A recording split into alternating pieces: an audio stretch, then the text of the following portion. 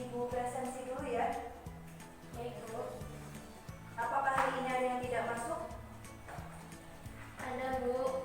Siapa? Usman.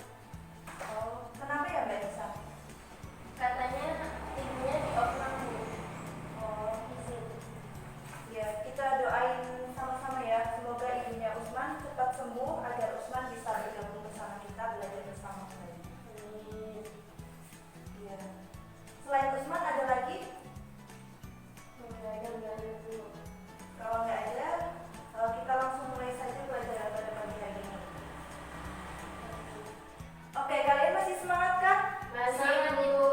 Ya, walaupun pagi-pagi begini kita harus selalu semangat dan mungkin ada yang belum sarapan pagi ini. Bisa saya, Bu. Iya, Mbak Nisa nanti istirahat sarapan dulu ya di kantin. Baik, Bu. Oke, minggu lalu Ibu sudah menyampaikan bahwa hari ini kita akan belajar mengenai pengertian, fungsi, serta tujuan dari APBN. Ibu kemarin sudah memberi tugas kalian untuk sedikit membuka dan membaca tentang materi tersebut kan? Sudah, Bu. Ya, ada yang mau menyampaikan mungkin mengenai pengertian dari APBN itu sendiri? Saya, Bu. Iya, Mbak Andini silakan. APBN atau Anggaran Pendapatan dan Belanja Negara adalah rencana keuangan tahunan pemerintah negara Indonesia yang disetujui oleh DPR atau Dewan Perwakilan. Iya, tepat sekali Mbak Andini. Jadi APBN itu adalah anggaran penerimaan dan belanja negara yang mana di dalamnya itu memuat tentang penerimaan serta pengeluaran yang akan dilakukan suatu negara dalam jangka waktu 1 tahun ke depan. Periodenya yaitu 1 Januari sampai 31 Desember. Lalu berikutnya kita akan memasuki materi tentang fungsi dari APBN. Untuk menjelaskan fungsi APBN, Ibu menggunakan media mind mapping untuk lebih memperjelas agar kalian mudah paham ya. Iya, Bu.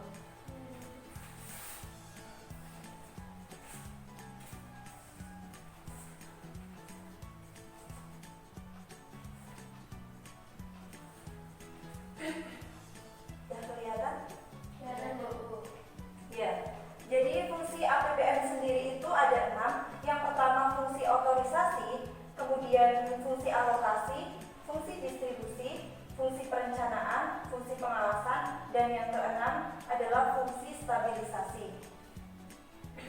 Ya, fungsi yang pertama dari APBN yaitu fungsi otorisasi, yang mana fungsi ini memiliki arti bahwa anggaran suatu negara itu dijadikan dasar dalam melakukan pengeluaran serta penerimaan negara dalam 1 tahun periode itu yang dilakukan oleh pemerintah atau yang menjalankannya, sehingga di sini pengeluaran serta penerimaan negara itu dapat dipertanggungjawabkan kepada rakyat.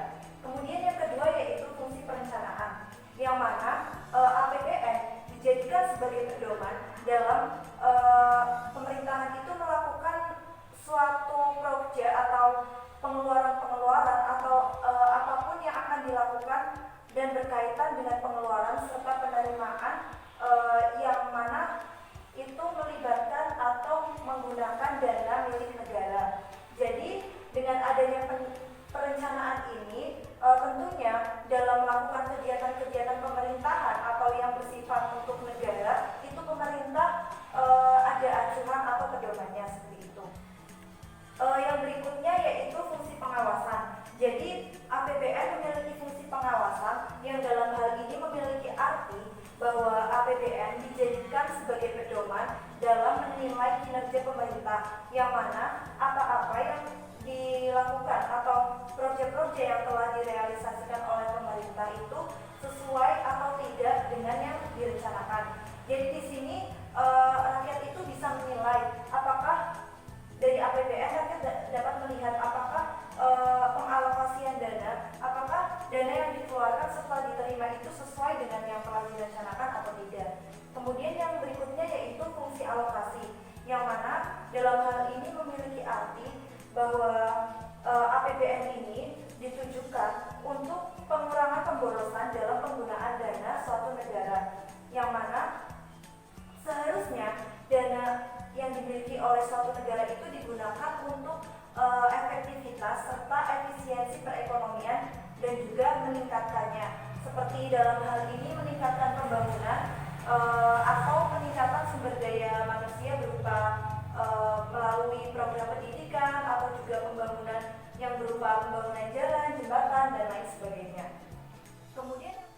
Kemudian yang berikutnya yaitu fungsi distribusi, yang mana dalam hal ini APBN ditujukan untuk menyampaikan rasa kemanusiaan, keadilan, serta kepatutan dalam realisasinya, dan suatu negara digunakan untuk misalnya pensiunan atau juga subsidi dan lain sebagainya. Kemudian yang terakhir yaitu fungsi stabilisasi, yang mana APBN atau rencana yang telah ditulis oleh pemerintah atau telah direncanakan sebelumnya itu bertujuan untuk menstabilkan perekonomian yang ada di suatu negara, sehingga suatu negara itu diharapkan tidak merasakan atau misal pun terjadi inflasi itu tidak terlalu panjang atau tidak terlalu tinggi.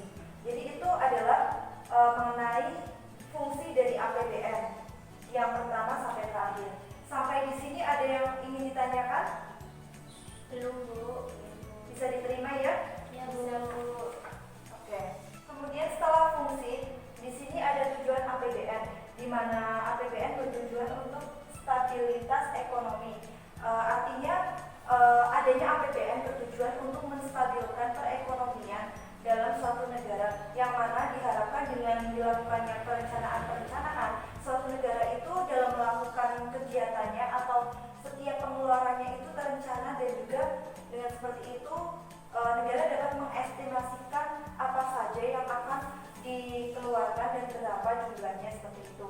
Kemudian yang berikutnya, APBN bertujuan sebagai pedoman, yang mana APBN ini dijadikan pedoman dalam kegiatan kenegaraan yang mana dapat meningkatkan perekonomian dengan cara meningkatkan kesempatan kerja dan juga mengurangi pengangguran, yang nantinya dengan seperti itu kesejahteraan rakyat tentunya akan tercapai. Itu 2 poin mengenai tujuan. Sampai sini bisa diterima atau ada yang mau ditanyakan? Saya, Bu. Oke, Mbak Nini, silakan. Bu, kenapa APBN itu bisa mencegah terjadinya defisit anggaran? Ya, pertanyaan yang bagus sekali. Kenapa APBN bisa mencegah terjadinya defisit anggaran? Mungkin ada yang bisa membantu menjawab? Saya, Bu. Ya, silakan Mbak Lisa. Terima kasih kesempatannya.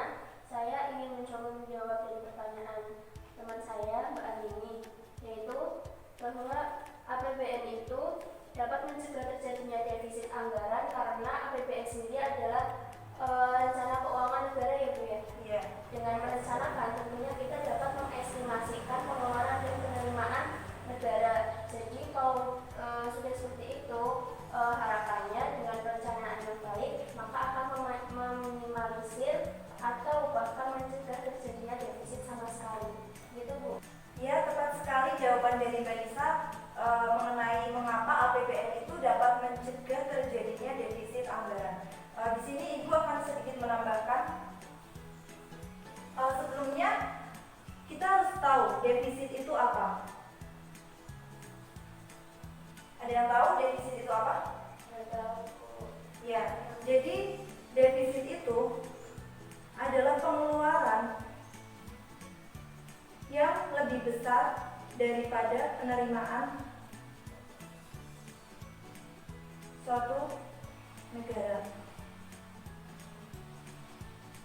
Mengapa bisa terjadi defisit? Tentunya karena dalam pengelolaan keuangan suatu negara itu belum matang atau tidak sesuai.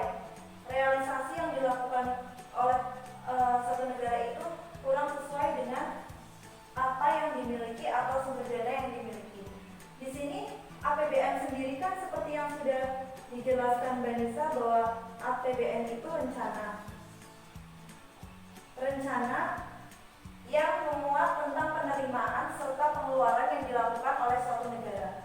Nah, berkaitan dengan fungsi tadi juga, fungsi perencanaan, yang mana dalam melakukan kegiatannya pemerintah harus merencanakan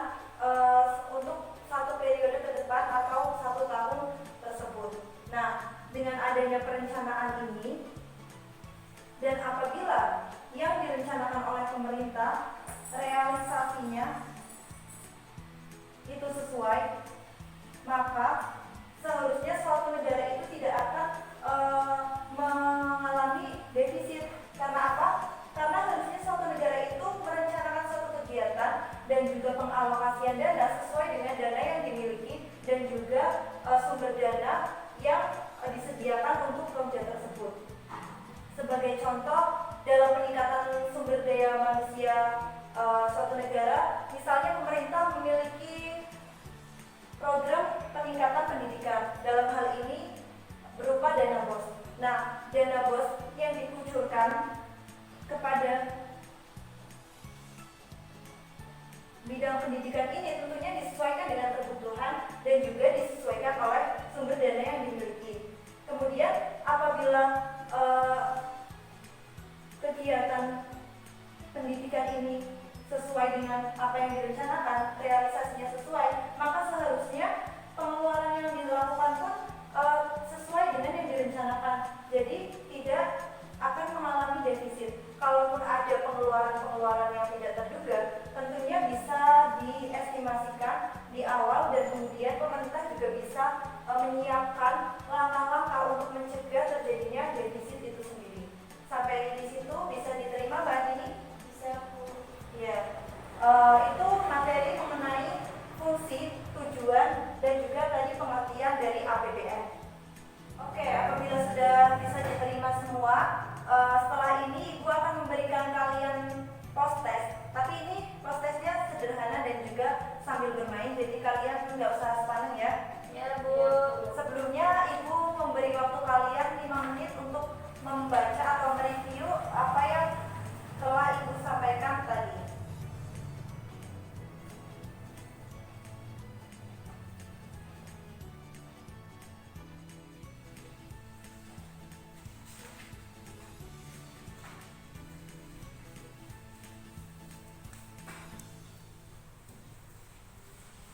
Gimana Mbak Andini?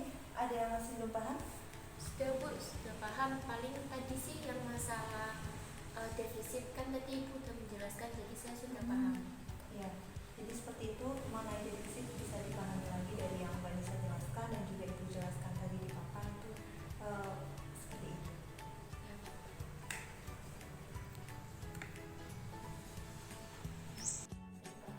Bu. Kalau Mbak Nisa ada yang ditanyakan? Sudah Bu, belum. Dan ini nanti prosesnya bisa nggak Bu? Enggak kok Mbak Nisa, ini jadi kita nanti breaking terus game, nanti ada sedikit review mengenai materi yang sudah kita pelajari tadi untuk mengingatnya saja juga. Nanti materinya berarti dari ini Bu, dari yang mulai. Yang kita dari awal dari pengertian sampai dengan tujuan dari APBN.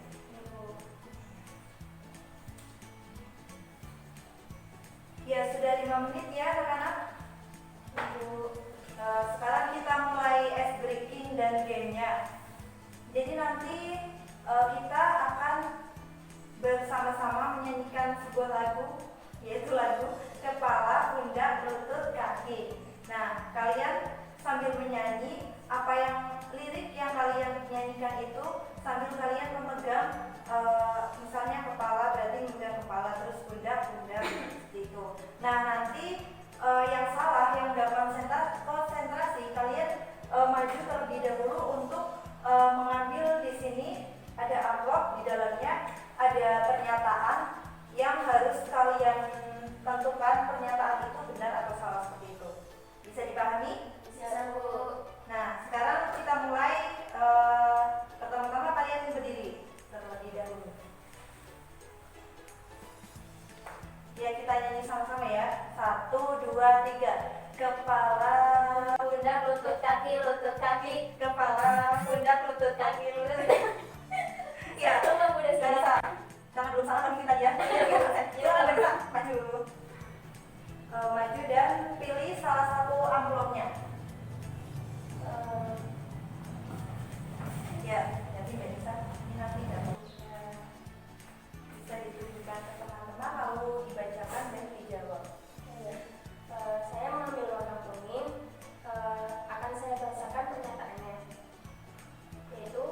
Anggaran negara harus diarahkan pada pengurangan pemborosan sumber daya serta pengangguran dan meningkatkan perekonomian adalah fungsi dari distribusi.